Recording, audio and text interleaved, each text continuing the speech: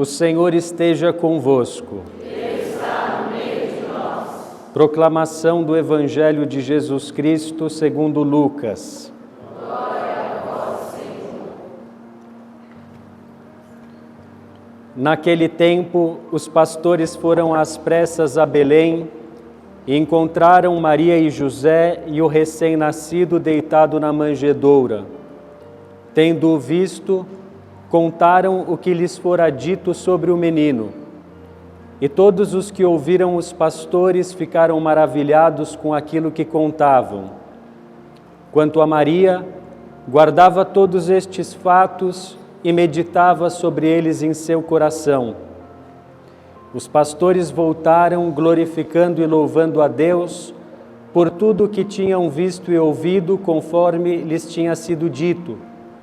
Quando se completaram os 8 dias para a circuncisão do menino, deram-lhe o nome de Jesus, como fora chamado pelo anjo antes de ser concebido. Palavra da salvação. Glória a vós, Senhor.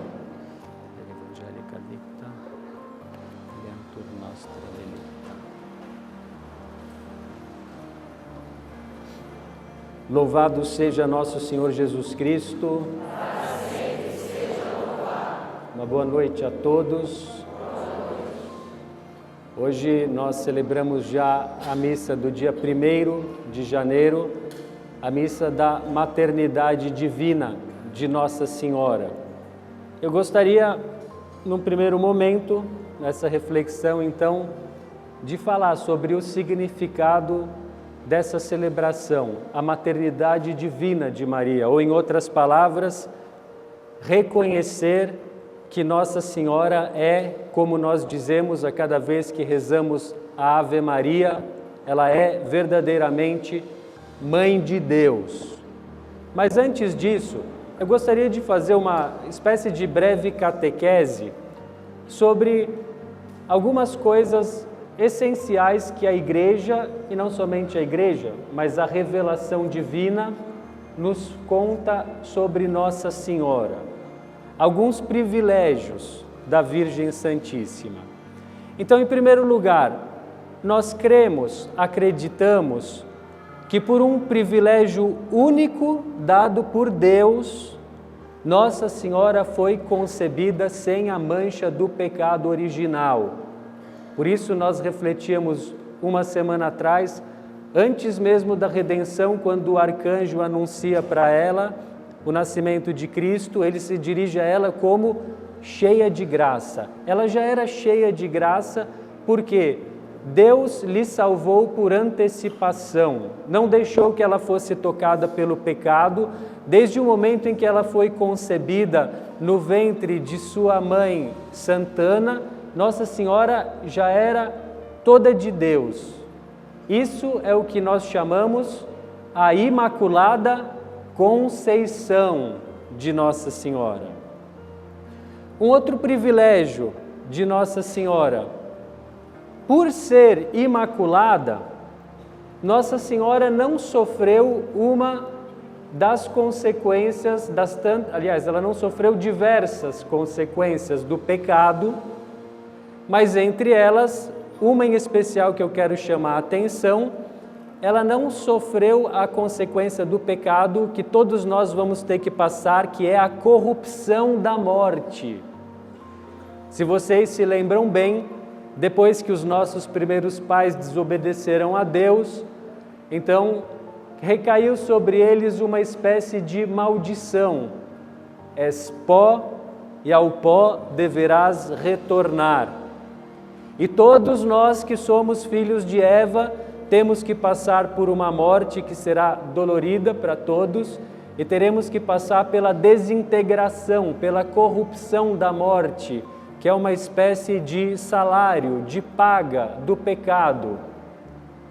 Por ter sido concebida sem pecado, Nossa Senhora foi preservada dessa corrupção e, portanto, terminados os seus dias da terra, ela não teve uma morte como nós teremos, mas ela foi assunta ao céu em corpo e alma. E Nossa Senhora já está no céu, não apenas espiritualmente, como estão todos os santos, os bem-aventurados, mas Nossa Senhora já está no céu, inclusive com o seu corpo. De alguma maneira, entre aspas, a ressurreição foi antecipada para ela. No final dos tempos, nós sabemos, todos nós vamos ressuscitar, mas para ela, ela já está em corpo e alma no céu. É aquilo que nós chamamos a assunção da Virgem em corpo e alma. E um terceiro privilégio da Virgem Santíssima. Nossa Senhora, nós a chamamos, a invocamos como sempre Virgem Maria, porque Nossa Senhora foi e permaneceu sempre virgem, isso é, antes, durante e depois do parto. Antes do parto, porque Jesus foi concebido não pelo concurso de São José, mas foi concebido por obra do Espírito Santo. Durante o parto, por quê? Voltemos de novo para o livro do Gênesis. Ali se conta que, como uma das consequências do pecado original, do pecado dos nossos primeiros pais, Deus disse o que para Eva? Tu darás à luz em meio a dores de parto. E o parto no qual nasceu nosso Senhor Jesus Cristo foi um parto milagroso, foi um parto sem dor, de um tal modo que foi preservada e, digamos assim, ainda consagrada a virgindade de Nossa Senhora. E ela permaneceu virgem ainda depois do parto, por quê? Porque depois de conceber e dar à luz o Filho de Deus, Nossa Senhora se tornou uma espécie de santuário, que obviamente não poderia ser profanado pela mão humana, por uma relação simplesmente humana, não sobrenatural, e ainda para gerar algum outro filho que não fosse o Filho de Deus eterno. E por isso ela permaneceu sempre virgem. Nós invocamos Maria sempre virgem, virgem antes, durante e depois do parto. Às vezes nós nos referimos a ela como simplesmente a Virgem ou a Santíssima Virgem. Mas todos esses três privilégios ou graças especiais que Deus concedeu a Nossa Senhora, Ele concedeu em vista do quê? Porque foi que Deus escolheu Nossa Senhora como um vaso escolhido, vamos dizer assim, como a criatura mais perfeita, em vista de uma vocação que Deus concedeu a ela, que é a vocação mais elevada que qualquer criatura jamais recebeu nesse mundo, que é o que nós celebramos justamente hoje, a vocação de ser Mãe de Deus. Quando Nossa Senhora visitou Isabel e Isabel exultou no Espírito Santo, nós ouvimos uma semana atrás, ela diz: como eu posso merecer que a mãe do meu Senhor me venha visitar? A mãe de Deus.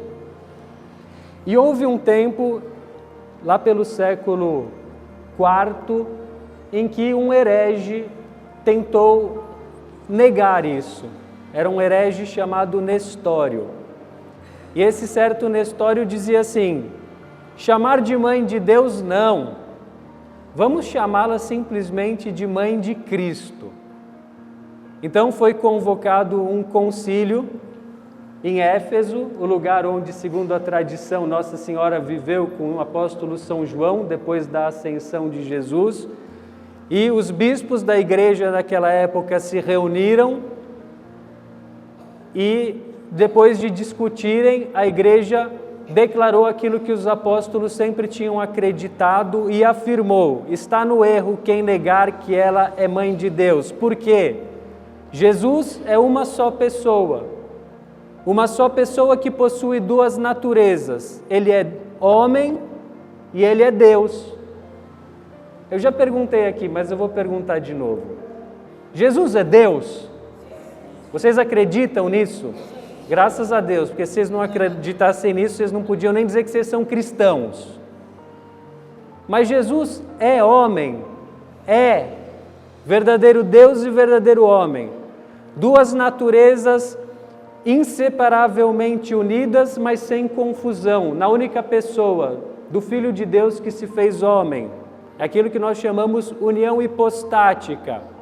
E sendo a mãe da pessoa de Cristo, quando deu à luz, ela deu à luz a pessoa de Cristo, ela pode e deve ser chamada, segundo a carne, Mãe de Deus. Jesus, o Filho, desde toda a eternidade é gerado pelo Pai Eterno, mas no tempo, segundo a carne, ele foi gerado, segundo a carne, pela Virgem Maria. Mas eu gostaria de concluir essa homilia com a seguinte consideração. A Igreja, desde muito cedo, percebeu o seguinte: é verdade, a Virgem Maria é mãe de Cristo, é mãe de Deus, segundo a carne. Mas sendo a mãe de Cristo, Nossa Senhora também é nossa mãe. E tem duas razões principais porque nós podemos e devemos dizer isso. Primeiro, porque quando Jesus estava para morrer na cruz, ele já estava crucificado, junto à cruz estavam sua mãe Maria e São João, o discípulo amado. E o que Jesus disse para Nossa Senhora? Mulher, eis o teu filho. E o que ele disse para São João, o discípulo amado? Eis a tua mãe. E a Igreja entendeu que nesse momento Jesus deu Nossa Senhora como mãe, não somente para São João Evangelista, mas para todos os cristãos. Mas além disso, tem um outro motivo. São Paulo compara a Igreja a um corpo, e ele diz assim: a Igreja é o corpo de Cristo. Cristo é a cabeça e nós somos os membros desse corpo. Nossa Senhora gerou, gestou e deu à luz, segundo a carne, a cabeça, que é Cristo. Mas Nossa Senhora dá à luz e é mãe, não na ordem física, obviamente, que a nossa mãe, fisicamente, é a nossa mãe biológica. Mas ela dá à luz e nos faz nascer na ordem espiritual. E por isso, já alguns comentadores da Escritura nos primeiros séculos disseram o seguinte: acabei de dizer que Nossa Senhora não teve as dores do parto quando ela deu à luz Cristo, porque ela foi preservada do pecado original. Nossa Senhora foi poupada das dores do parto. E compreenderam o seguinte: no parto ela não teve dor, mas no momento da cruz ela teve uma dor imensa, uma espada atravessou a sua alma. Para dar à luz Jesus Cristo, ela não teve dor, mas para fazer com que cada um de nós nascesse na ordem da graça, ela teve uma profunda dor espiritual, uma espada transpassou a sua alma. Então, naquele momento em que Nossa Senhora estava com o coração dilacerado, em que Nossa Senhora via o seu filho morrendo, agonizando, sendo ultrajado, em que Nossa Senhora humildemente aceitou: mulher, eis o teu filho. E ela, a partir daquele momento, aceitou São João e nos aceitou como filhos. Nossa Senhora estava dando à luz, entre aspas, na ordem espiritual, a cada um de nós como filhos. Nossa Senhora nos recebeu como filhos, intercede por nós como mãe, cuida de nós como mãe, nos compreende como mãe. E Nossa Senhora é um refúgio para nós como verdadeira mãe. E assim como, inclusive no campo natural, às vezes nós, muitas vezes talvez, nós procuramos refúgio na nossa mãe, porque em geral o nosso pai é mais severo. Pelo menos na minha casa foi assim. O pai mais severo, tínhamos menos coragem de falar ou pedir certas coisas para o pai. E para a mãe, muitas vezes nós temos mais confiança. A nossa mãe, como todas as mulheres, e as mães em especial, são mais atentas, entendem melhor o que está se passando por nós. E muitas vezes, mesmo nos momentos mais difíceis, quando nós não temos nem força para rezar direito, o nosso refúgio vai ser recorrer a ela. Mãe, Mãe de Deus, minha mãe, roga por mim, agora e na hora da minha morte. Vamos pedir pela intercessão de Nossa Senhora que nós comecemos este ano e não só comecemos, mas passemos esse ano sob a sua proteção. E se a igreja nos propõe logo no primeiro dia do ano festejar a Virgem Maria, ela quer que nós façamos isso. Não que nós comecemos o ano com superstições, porque isso seria começar mal o ano, mal para valer.